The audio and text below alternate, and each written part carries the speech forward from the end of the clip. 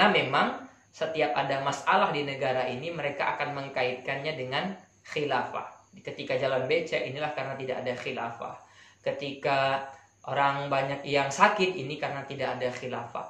Ketika terjadi kekacauan ini karena tidak ada khilafah. Ketika terjadi pembunuhan ini karena tidak ada khilafah. Bahkan mungkin ketika celana bagian silitnya koyak itu juga mungkin karena tidak ada khilafah. Jadi semua disalahkan karena umat Islam hari ini tidak mau menyuarakan khilafah.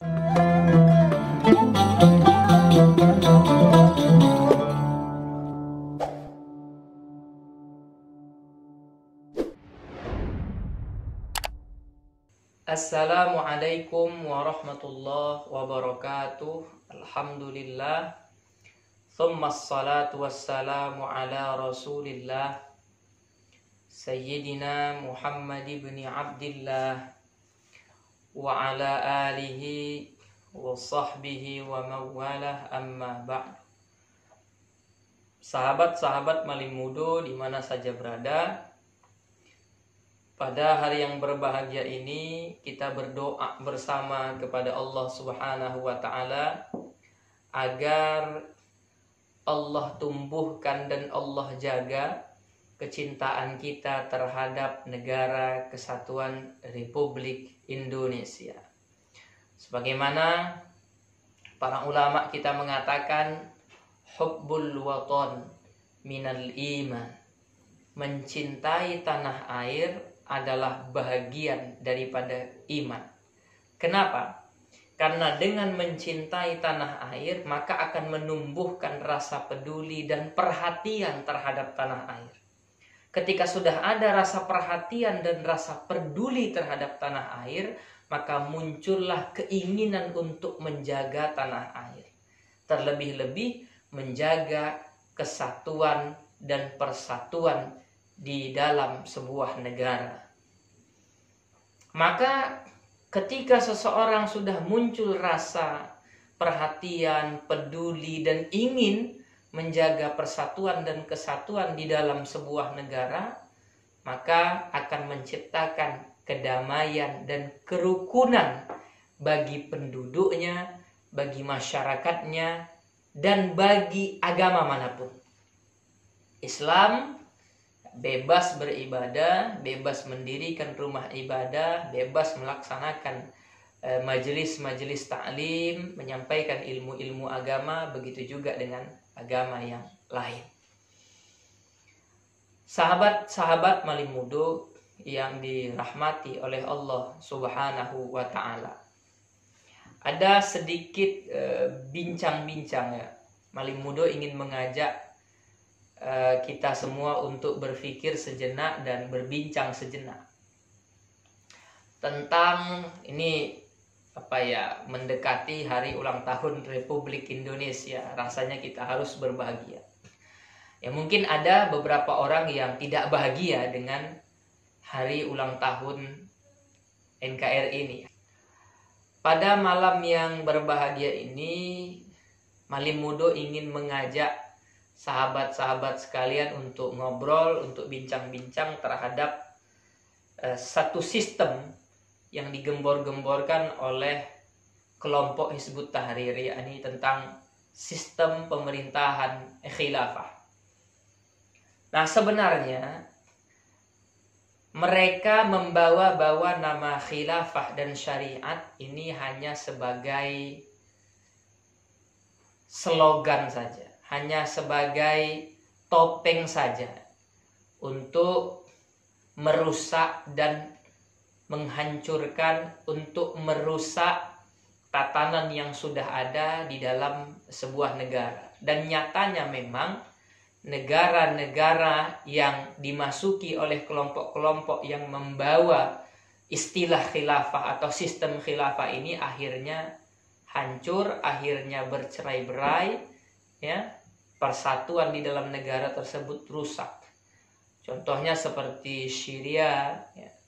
Contohnya seperti Yaman dan negara-negara seperti Irak dan lain sebagainya. Jadi setiap kelompok ini masuk dalam sebuah negara, maka kemudian negara ini akan menjadi negara yang kacau balau. Maka alhamdulillah kemudian Bapak Presiden Republik Indonesia membubarkan aliran yang sering sekali teriak-teriak khilafah di Negara Kesatuan Republik Indonesia, yakni aliran atau kelompok yang sering disebut dengan Hizbut Tahrir Indonesia. Orang yang sangat sering, orang yang sangat vokal di dalam menyuarakan sistem khilafah ini adalah saudara Felix Xiao, atau seperti saudara Bapak Ismail Yusanto dan lain sebagainya. Ini adalah orang-orang yang sangat vokal membicarakan dan membuat orang lain bermimpi-mimpi tentang negara khilafah, yang menurut mereka ketika negara khilafah sudah terjadi maka negara itu aman, tidak akan ada kerusuhan, tidak akan ada pembantaian, tidak akan ada orang miskin, tidak akan ada orang yang susah, tidak akan ada jalan yang becek dan lain sebagainya. Karena memang setiap ada masalah di negara ini mereka akan mengkaitkannya dengan khilafah. Ketika jalan becek inilah karena tidak ada khilafah. Ketika orang banyak yang sakit ini karena tidak ada khilafah. Ketika terjadi kekacauan ini karena tidak ada khilafah. Ketika terjadi pembunuhan ini karena tidak ada khilafah. Bahkan mungkin ketika celana bagian silitnya koyak itu juga mungkin karena tidak ada khilafah. Jadi semua disalahkan karena umat Islam hari ini tidak mau menyuarakan khilafah.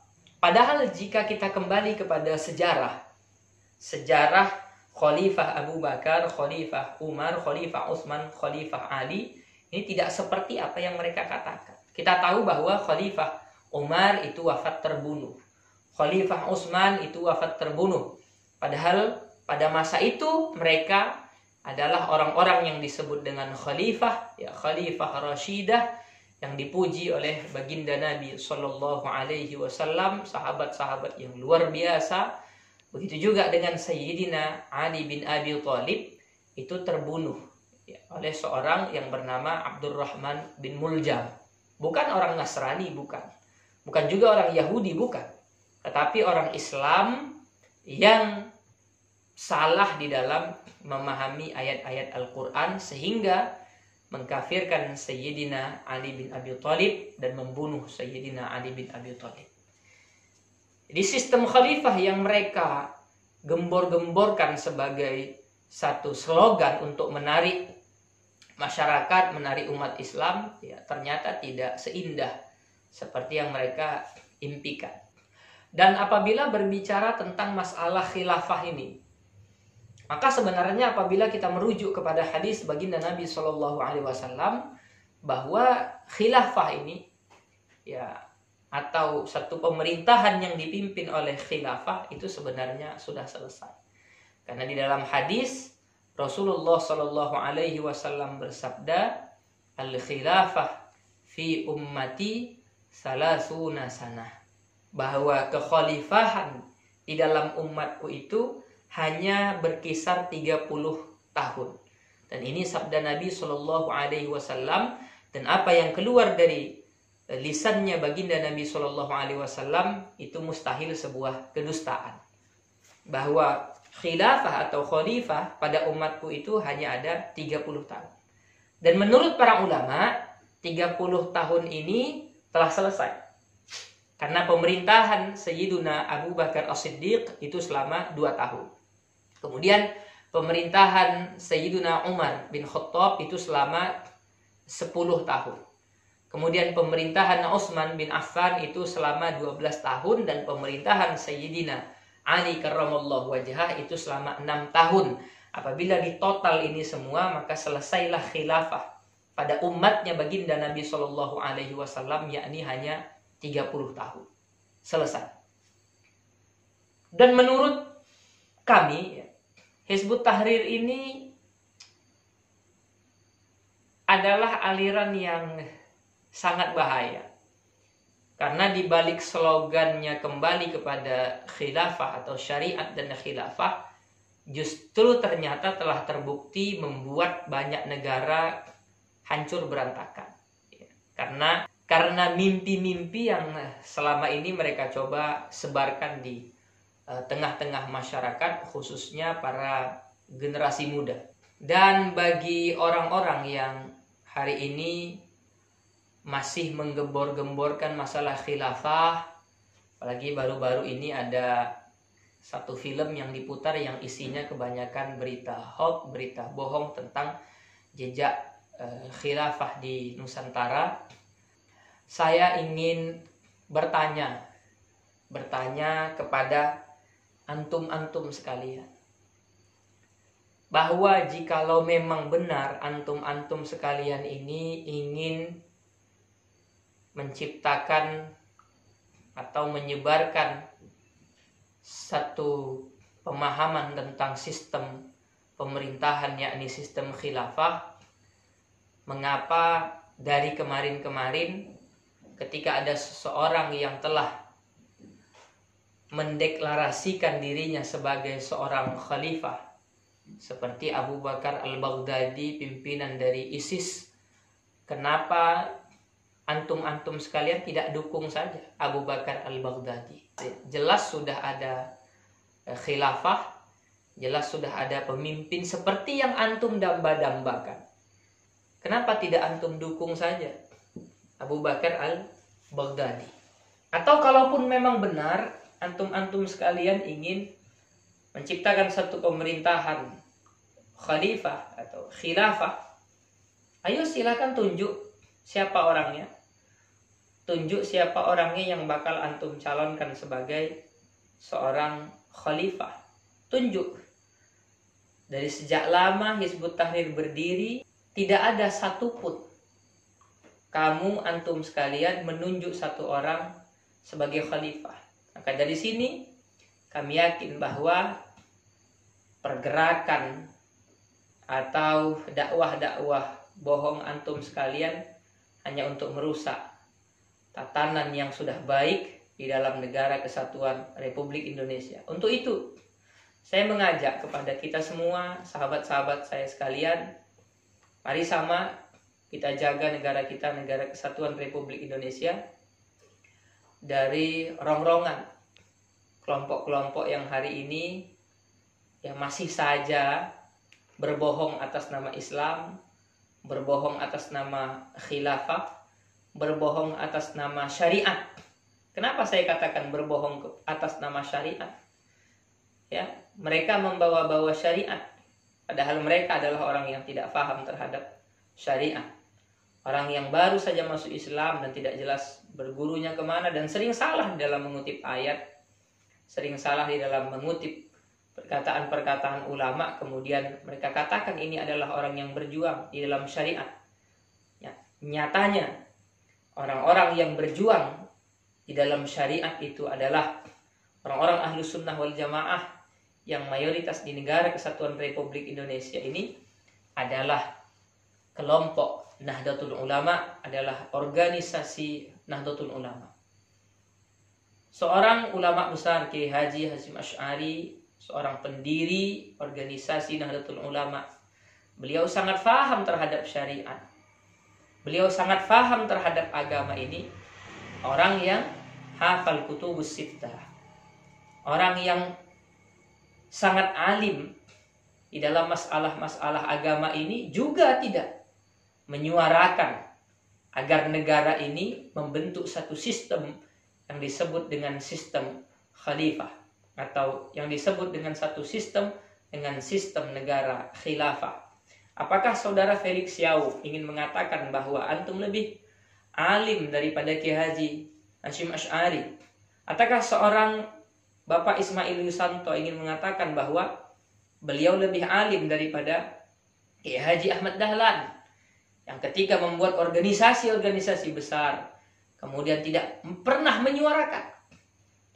menyuarakan negara ini harus sistemnya harus sistem khilafah, tidak pernah memaksakan bahwa negara ini harus sistemnya sistem khilafah, yang dipimpin oleh seorang khalifah. Beliau-beliau ini adalah orang-orang yang sangat berjasa di dalam agama Islam, dalam membela kepentingan negara, memiliki simbol, memiliki bendera yang juga tidak seperti benderanya orang-orang Hizbut Tahrir yang dipakai hanya untuk memecah belah umat Islam dengan kalimat la ilaha illallah Muhammad Rasulullah. Jika memang bahwa bendera itu benar, itu bendera Rasulullah, itu panji Rasulullah, pastilah ulama-ulama ini terlebih dahulu yang menyuarakan kita harus menegakkan panji Rasulullah, menegakkan benderanya Rasulullah Sallallahu Alaihi Wasallam. Dari sini saya yakin bahwa kelompok-kelompok Hizbut Tahrir hanya berbual, hanya berbohong, hanya menipu umat Islam di balik nama agama. Wallahul muwaffiq ila aqwamit thoriq. Assalamualaikum warahmatullahi wabarakatuh.